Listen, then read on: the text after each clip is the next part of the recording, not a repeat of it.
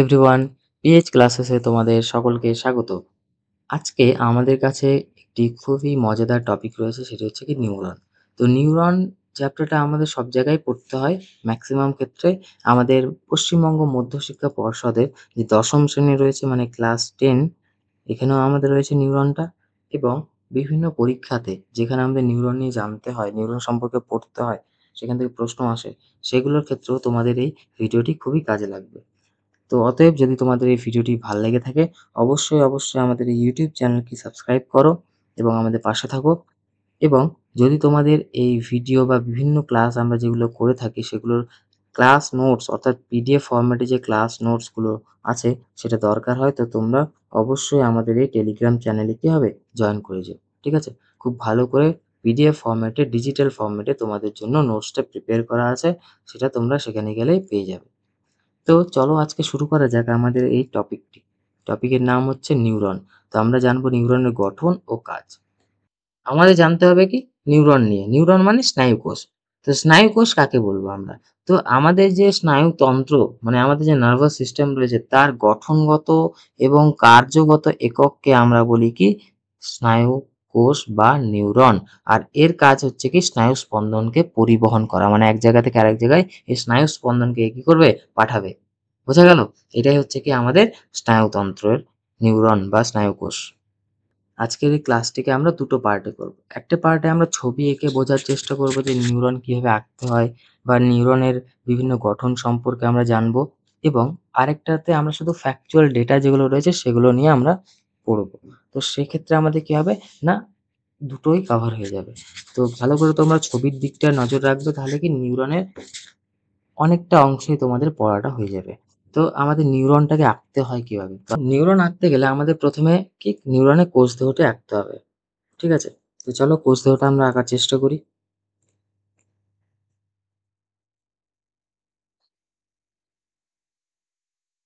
এইভাবে কোষ দেহ এঁকে নিলাম। তারপরে আমরা একটি যে বড় প্রবর্ধক যেটি রয়েছে অ্যাকশন, সেটাকে আঁকার চেষ্টা করব এইভাবে। ঠিক আছে? এই হচ্ছে আমাদের অ্যাকশন হয়ে গেল। তারপরে এখানে গাছের শাখার মতো এটাকে বের করে দাও। ঠিক আছে? বিভিন্ন শাখার মতো বানিয়ে দাও এটাকে। ব্যাস, হয়ে গেল আমাদের অ্যাকশন। এবার এটাকে গোল গোল করে দাও। ব্যাস হয়ে গেল অ্যাকশনের পার্ট। এবার এই অংশগুলিকে এইভাবে শাখাগুলোকে বানিয়ে দাও। ঠিক আছে? তোমাদের ইচ্ছে মতো কয়েকটি শাখা বের করে দাও। বড় বড় শাখা বের করলেও করতে পারো। ঠিক আছে? তাহলে এই হচ্ছে আমাদের একটি নিউরনের একটা ড্রাফট। ঠিক আছে? এবার নিউরনের এখানে কিছু কিছু অংশ রয়েছে। দেখো এই অ্যাকশনটা রয়েছে না, এই অ্যাকশনের ক্ষেত্রে এখানে কয়েকটি আবরণ রয়েছে। আমি আগে আবরণগুলোই বলে দিই। তো এই যে প্রথমে অ্যাকশনটা দেখতে পাচ্ছি, মনে রাখবে এই লম্বাটা হচ্ছে অ্যাকশন। তো অ্যাকশনের মধ্যে ৩টে আবরণ রয়েছে। এই যে প্রথমে দুটো দুই সাইডে দেখতে পাচ্ছি, এটা একটা আবরণ। তারপরে দেখবে এর উপরে এক ধরনের আবরণ থাকবে। ঠিক আছে?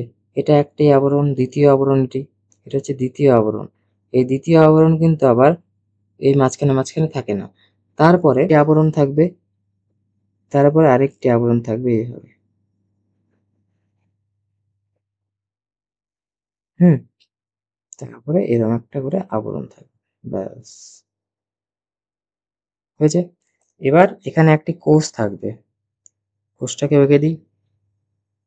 এখানে একটা কোষ থাকবে এরকম। এটাকে আমরা সোয়ান কোষ বলি, নামটা মনে রাখবে। ঠিক আছে? এটা হচ্ছে সোয়ান কোষ।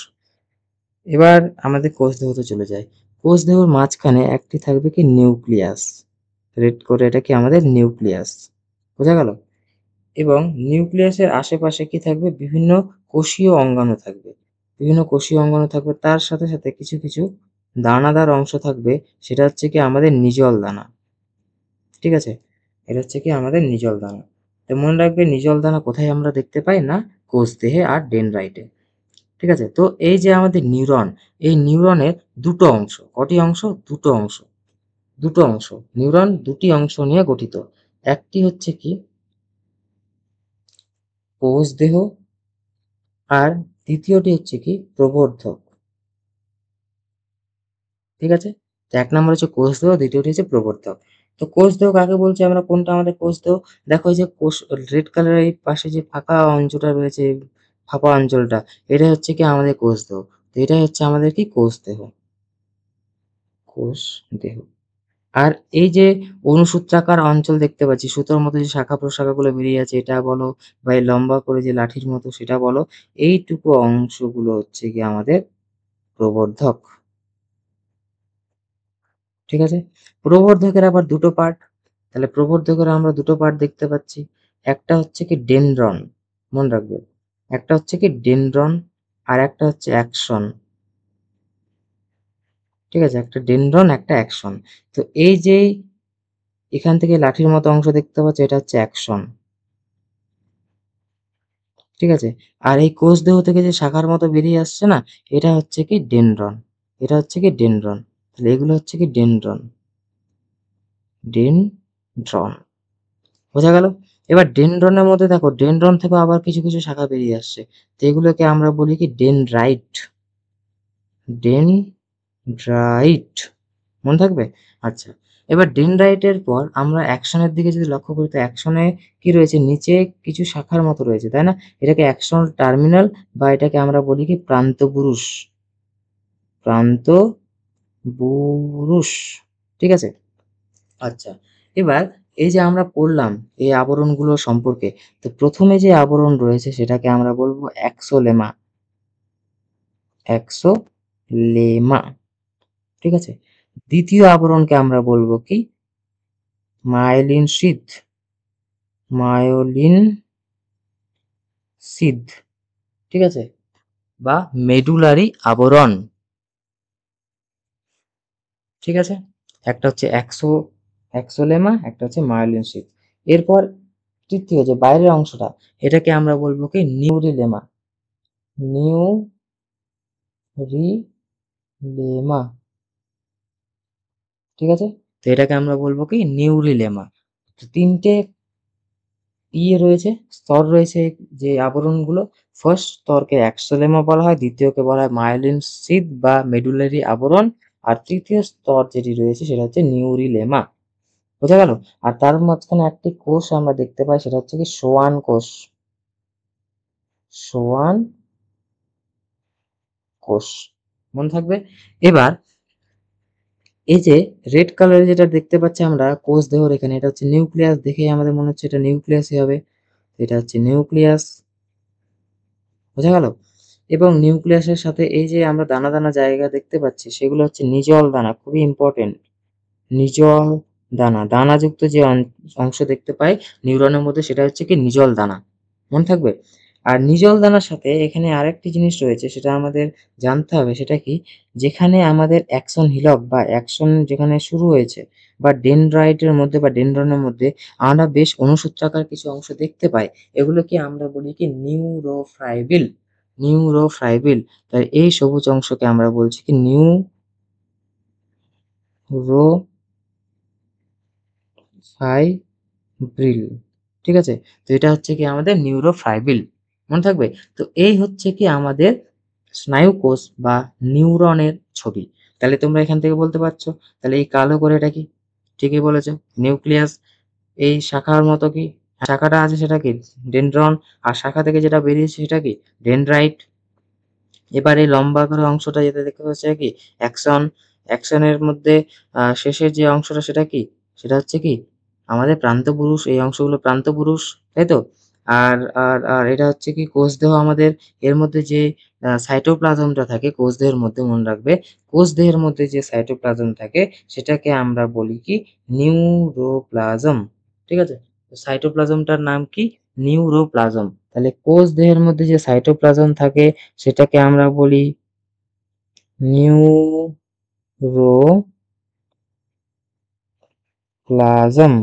মনে থাকবে? আর অ্যাকশনের মধ্যে যে সাইটোপ্লাজম রয়েছে সেটাকে আমরা বলবো এক্সোপ্লাজম। অ্যাকশনের মধ্যে যে সাইটোপ্লাজম রয়েছে সেটাকে আমরা বলবো কি এক্সোপ্লাজম। মনে থাকবে? তো নিউরোপ্লাজম কোনটা, এক্সোপ্লাজম কোনটা? আরেকটা জিনিস দেখবে লক্ষ্য করলে তোমরা দেখতে পাবে যে এই যে আবরণ রয়েছে অ্যাকশনের, অ্যাকশনের আবরণের ক্ষেত্রে এই যে মায়োলিন শীটটা রয়েছে না, এই মায়োলিন শীটটা কিন্তু কিছু, কিছু জায়গায় নেই। যেমন এই জায়গাটায় মায়োলিন শীট নেই। এখানে কি হয়েছে? মায়োলিন শেড যেহেতু নেই, নিউরিলেমাটা এখানে কি হয়েছে, একটি খাঁজ গঠন করেছে, তাই না? এই খাঁজটাকে আমি ১ নম্বর দিয়ে এটা এখানে লিখছি। এটা হচ্ছে কি আমাদের র্যানভিয়ারের পর্ব। র্যানভিয়ারের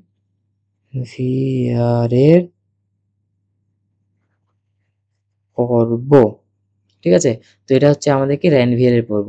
র্যানভিয়ার নামে একজন বিজ্ঞানী বা মানুষ তিনি প্রথম এটি পর্যবেক্ষণ করেন বলে তার নাম অনুসারে এটার নাম হয়েছে কি র্যানভিয়ারের পর্ব।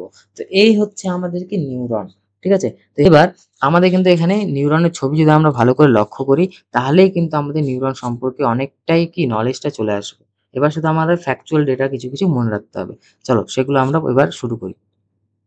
দেখো, আমি যেটা বলেছি ১ম এ তোমাদেরকে যে নিউরন আমাদের যে নিউরন রয়েছে, নিউরনের প্রধান ২ টি অংশ। একটা হচ্ছে কোষদেহ যেটাকে আমরা সেল বডি বলছি, আরেকটা হচ্ছে কি প্রবর্ধক যেটাকে আমরা ইংলিশে প্রসেস বলে থাকি। ঠিক আছে? একটা কোষদেহ একটা প্রসেস বা প্রবর্ধক। কোষদেহটা কি? কোষদেহ দেখতেই পাচ্ছ এইটুকু অংশটা আমাদের কোষদেহ। তাহলে কোষদেহের মধ্যে কি থাকছে? কোষঝিল্লি, অবশ্যই কোষ পর্দা থাকবে। তার মধ্যে কোষ পর্দার ভেতরে কি থাকবে? সাইটোপ্লাজম। এই সাইটোপ্লাজমকে আমরা কি বলছি? নিউরোপ্লাজম। তাহলে কোষদেহে অবস্থিত সাইটোপ্লাজমকে কি বললাম আমরা? নিউরোপ্লাজম। নিউরোপ্লাজমের মধ্যে কি থাকছে? নিউক্লিয়াস থাকছে এবং বিভিন্ন কোষীয় অঙ্গাণুগুলো থাকছে। কোষীয় অঙ্গাণু কি থাকতে পারে? লাইসোজোম থাকতে পারে, রাইবোজোম থাকতে পারে।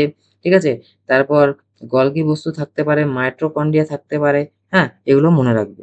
ঠিক আছে? এছাড়াও আরো কি থাকতে পারে? না সেন্ট্রিওল বা সেন্ট্রোজোম থাকতে পারে। কিন্তু মনে রাখবে যে স্নায়ুকোষে যে সেন্ট্রোজোমটা রয়েছে, সেই সেন্ট্রোজোমটা কি অনুন্নত বা নিষ্ক্রিয়। তার জন্য বিভাজন হতে পারে না। কারণ আমরা জানি সেন্ট্রোজোম কি করে? কোষ বিভাজনে সাহায্য করে। কিন্তু এক্ষেত্রে যেহেতু এটিই অনুন্নত তাই কি করতে পারবে না? বিভাজন করতে পারবে না। এরপর নিজল দানা। এই যে আমি বলেছি তোমাদের যে কোষদেহের মধ্যে আমরা দানাদার কয়েকটি অঞ্চল দেখতে পাবো, তাই না? দানা দানা অঞ্চলগুলো সেগুলো কি দিয়ে তৈরি? না রাইবোনিউক্লিয় প্রোটিন দ্বারা নির্মিত। ঠিক আছে? এগুলো হচ্ছে রাইবোনিউক্লিয় প্রোটিন দ্বারা নির্মিত কণিকা বা কণা। একে আমরা বলছি কি? নিজল দানা। এগুলোর কাজ কি? প্রোটিন সংশ্লেষ করা। ঠিক আছে? এরপর নিউরোফাইব্রিল আমি বললাম যে অ্যাক্সন হিলক বা ডেনড্রনের জায়গা যেখান থেকে আমাদের আ কোষদেহ আর অ্যাকশন যেখানে মিলে গেছে সেই জায়গায় বিশেষ করে লক্ষ্য করা যায়, অথবা ডেনড্রনের মধ্যে বেশ কিছু জায়গায় সূত্রাকার সুতোর মতো অংশ দেখা যায়। এগুলিকে আমরা বলি কি? নিউরোফাইব্রিল। নিউরোফাইব্রিলের কাজ কি? স্নায়ু কোষের সংকোচনে সাহায্য করে। মনে রাখবে। তাহলে নিউরোফাইব্রিলের কাজ হচ্ছে স্নায়ু কোষের সংকোচনে সাহায্য করা। চলো, তাহলে এ হচ্ছে আমাদের কোষদেহ বা সেল বডি। এবার আসছি প্রবর্ধক। প্রবর্ধকে আমরা ২ টো নাম জানি। কি, কি? একটা ডেনড্রন, একটা অ্যাকসন। ডেনড্রনটা ছোট তাহলে ক্ষুদ্র প্রবর্ধক, দীর্ঘ প্রবর্ধক হচ্ছে অ্যাকসন। তাহলে ডেনড্রন, ডেনড্রন কি? ডেনড্রন হচ্ছে কোষদেহ থেকে নির্গত যে ক্ষুদ্র শাখা-প্রশাখা আমরা দেখতে পাই। কোষদেহ থেকে যেটা বেরিয়ে আসছে। দেখো, ভালো করে যদি তোমরা লক্ষ্য করো এখানে দেখতে পাচ্ছ যে এই যে কোষদেহ থেকে বেরিয়ে আসছে, এই যে কোষদেহ থেকে বেরিয়ে আসছে এটা। তাহলে এটা হচ্ছে কি আমাদের ডেনড্রন। তো এটাকে আমরা বলছি ডেনড্রন। আর ডেনড্রনের বিভিন্ন শাখা-প্রশাখা রয়েছে সেটাকে আমরা বলছি কি? ডেনড্রাইট। মনে থাকবে? আচ্ছা, এরপর ডেনড্রনের মধ্যে কি, কি দেখতে পাই আমরা? নিউরোপ্লাজম যেটা সাইটোপ্লাজম রয়েছে সেটা, নিউরোফাইব্রিল দেখতে পাই, আবার নিজল দানাও আমরা এখানে দেখতে পাই। ডেনড্রনের কাজ কি? ডেনড্রন কি করে? দেখো এখানে ভালো করে লক্ষ্য করলে তোমরা দেখতে পাবে এটা একটা স্নায়ুকোষ, স্নায়ুকোষে এটা কোষদেহ দেখতে পাচ্ছ। কোষদেহ থেকে কি এখানে ডেনড্রন বেরিয়েছে। এই স্নায়ুকোষটাকে লক্ষ্য করো, এটার কোষদেহ কোথায়? এখানে। তাহলে নিশ্চয়ই এটা তো অ্যাকশনের পার্ট। তো অ্যাকশন থেকে এখানে যেটা বের হয় সেটা কি? প্রান্তপুরুষ। তাহলে এই ডেনড্রন বা ডেনড্রাইট গুলো কি করেছে? প্রান্তপুরুষের সাথে কি সংযোগ স্থাপন করে। অর্থাৎ একটা আগের একটা আম নিউরনের সাথে সে কি করে? সংযোগ স্থাপন করে। তাহলে ডেনড্রনের কাজ হচ্ছে সেটাই যে ডেনড্রন পূর্ববর্তী নিউরন বা গ্রাহক থেকে আবেগ কি করে? কোষ দিয়ে কি করে? গ্রহণ করে। ধরো এই একটা স্নায়ুকোষ, এই স্নায়ুকোষ থেকে একটা কোনো একটা উদ্দীপনা বা কোনো একটা তথ্য এখানে আসলো। এই ডেনড্রনটা কি করে? গ্রহণ করে এই কোষ দিয়ে পাঠাবে। এখান থেকে তারপর অ্যাকশন হয়ে আবার প্রবাহিত হবে। তো এইভাবে কি? এই আমাদের স্নায়ু স্পন্দন চলতে থাকে। বোঝা গেল? ঠিক আছে। তাহলে এবার আমাদের দীর্ঘ প্রবর্ধক যেটা অ্যাকশন রয়েছে সেটা নিয়ে পড়ি। তাহলে অ্যাকশনটা কি? দীর্ঘ প্রবর্ধক। এটা কি? আজ্ঞাবহ। আজ্ঞাবহ কি? পরে বলছি। দেখো, তাহলে এবার বৈশিষ্ট্য পড়ি। তাহলে এটা দীর্ঘ। বোঝা গেল? এর শাখাহীন, শাখাটা অত নেই। আর এর মধ্যে আমরা কি দেখছি? অ্যাকশন যেখান থেকে উৎপত্তি হয় আমি বলেছিলাম, অ্যাকশন যেখান থেকে উৎপত্তি হয় সেটাকে আমরা কি বলি? অ্যাকশন হিলক বলি। আর অ্যাকশন হিলকের জায়গাতে আমরা বেশি কি দেখতে পাই? নিউরোফাইব্রিল দেখতে পাই। বোঝা গেল? আর অ্যাকশনের মধ্যে যে সাইটোপ্লাজম থাকে সেটায় কি হয়? এক্সোপ্লাজম বলা হয়। ঠিক আছে? এক্সোপ্লাজমে মাইটোকন্ড্রিয়া আমরা দেখতে পাই। অ্যাকশনের উপর ৩ টি আবরণী রয়েছে আমরা জানি। তাহলে কটি আবরণী রয়েছে? ৩ টি আবরণী অ্যাকশনে রয়েছে। কি, কি? এক্সোলেমা যেটা বাইরের, ঠিক আছে? ভেতর থেকে বাইরের মধ্যে মানে এই হলুদ পার্টের পাশে যে কালো, কালো পার্ট আছে এটা হচ্ছে কি এক্সোলেমা। তাহলে দেখো এক্সোলেমা। এরপর এক্সোলেমার পর পরবর্তী যেই আমাদের অংশটি রয়েছে সেটা কি মেডুলারি আবরণ, ঠিক আছে? তাহলে ১ম হচ্ছে কি এক্সোলেমা, তারপরে মেডুলারি আবরণ।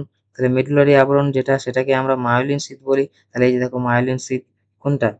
এটা, ঠিক আছে? তারপরে, তারপরে যেটা রয়েছে সেটা দেখো মেডুলারি আবরণ আর নিউরোলেমা কি হয় এর মাঝখানের জায়গায় কি রয়েছে? সোয়ান কোষ রয়েছে।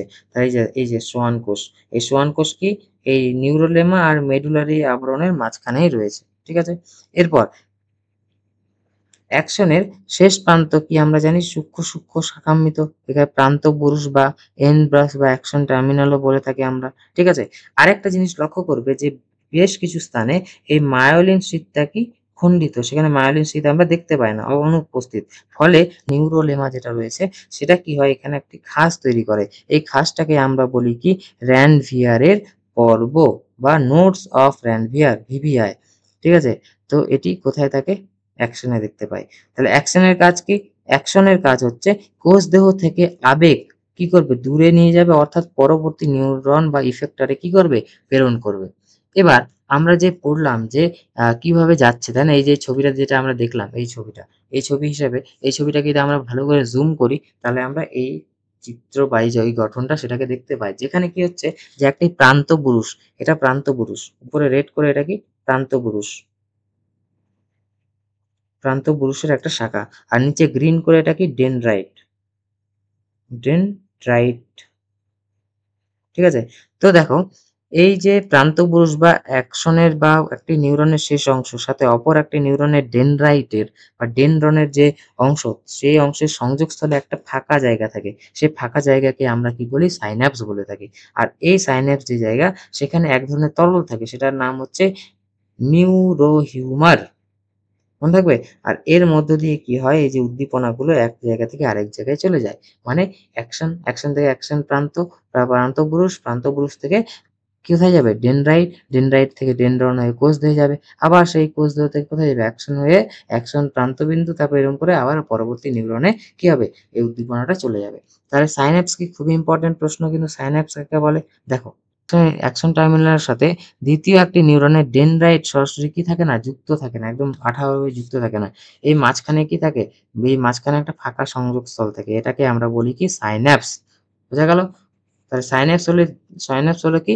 দুটি নিউরনের সন্ধিস্থল। আর সাইন্যাপসের মধ্যে নিউরোহিউমার নামক এক ধরনের তরল পদার্থ থাকে। ঠিক আছে? এর মধ্য দিয়ে কি হয়? নিউরনে কি হয়? স্নায়ু স্পন্দন বা স্নায়ু উদ্দীপনা কি হয়? প্রবাহিত হয়। তো এই ছিল আমাদের সাইন্যাপস। এবার আমরা নিউরনের কাজটা পড়িনি। তাহলে নিউরনের কাজ কি? নিউরনের কাজ হচ্ছে কি? উদ্দীপনা বহন করা, স্মৃতি সংরক্ষণ গুরুত্বপূর্ণ ভূমিকা পালন করা। আজ্ঞাবহ নিউরন, সংজ্ঞাবহ। আজ্ঞাবহ নিউরন কি? আজ্ঞা করবে। আজ্ঞা মানে কি? অর্ডার দেওয়া। ধরো এটা আমাদের ব্রেন, এটা আমাদের সুষুম্নাকাণ্ড। এগুলো আমাদের বিভিন্ন নার্ভ। ঠিক আছে? তাহলে আমাদের সেন্ট্রাল মাইন্ড এটা, তাই না? নার্ভাস সিস্টেমের আমাদের সেন্টার কোনটা? এটা কেন্দ্রীয় স্নায়ুতন্ত্র মানে ব্রেন। তো কি হয়? আজ্ঞাবহ অর্ডার দেবে। অর্ডার কে দেয়? ব্রেন অর্ডার দেবে। তার মানে কি? এই আজ্ঞাবহ মানে হচ্ছে যে স্নায়ুতন্ত্র কি করবে না যে স্নায়ুতন্ত্র কি করবে আমাদের কেন্দ্রীয় স্নায়ুতন্ত্র বা মস্তিষ্ক থেকে, অর্থাৎ মস্তিষ্ক থেকে কোথায় নিয়ে যাবে? কার্যকরী অঙ্গে বা অঙ্গে। মস্তিষ্ক থেকে অঙ্গে যে আমাদের উদ্দীপনাকে পাঠাবে সেটা হচ্ছে কি আজ্ঞাবহ মানে আজ্ঞা দিচ্ছে। আর সংজ্ঞাবাহ, সংজ্ঞাবাহ কি? সংজ্ঞাবাহ মানে গ্রাহক কোষ। মানে ধরো ধরো তোমার হাত একটা গরম কেটলিতে পড়লো, তুমি সরিয়ে দিলে কিনা? তো এই যে হাত যেটা এখানে পড়েছে ওখানে যে নিউরন গুলো রয়েছে সেই নিউরন কি সেখানে যে গরম ওই সেই অবস্থা কাকে জানাবে? ব্রেনকে। তার মানে সেখান থেকে একটা সিগন্যাল যাবে কোথায়? ব্রেনে। তার মানে গ্রাহক কোষ থেকে কোথায় যাবে? মস্তিষ্কে বা কেন্দ্রীয় স্নায়ুতন্ত্রে, তাই তো? তো এই যে দ্বিতীয় পয়েন্ট যেটা রয়েছে যে গ্রাহক থেকে মস্তিষ্ক বা কেন্দ্রীয় স্নায়ুতন্ত্রে সেটাকে বলা হচ্ছে কি সেই রকমের আমাদের নিউরনকে আমরা বলবো কি সংজ্ঞাবাহ নিউরন। বোঝা গেল? তো এই ছিল আমাদের আজকের পুরো নিউরন নিয়ে ভিডিও। খুবই ইনফরমেটিভ ভিডিও এবং আশা করি তোমাদের খুবই ভালো লাগবে এই ভিডিওটি। তো যদি ভালো লেগে থাকে তো আমাদের এই চ্যানেলটিকে কি করবে? সাবস্ক্রাইব করে দিও। আর আমাদের ক্লাস নোটসগুলো পেতে গেলে আমাদের টেলিগ্রাম চ্যানেলকে জয়েন করে দাও। Thank you all. দেখা হচ্ছে নেক্সট ক্লাসে।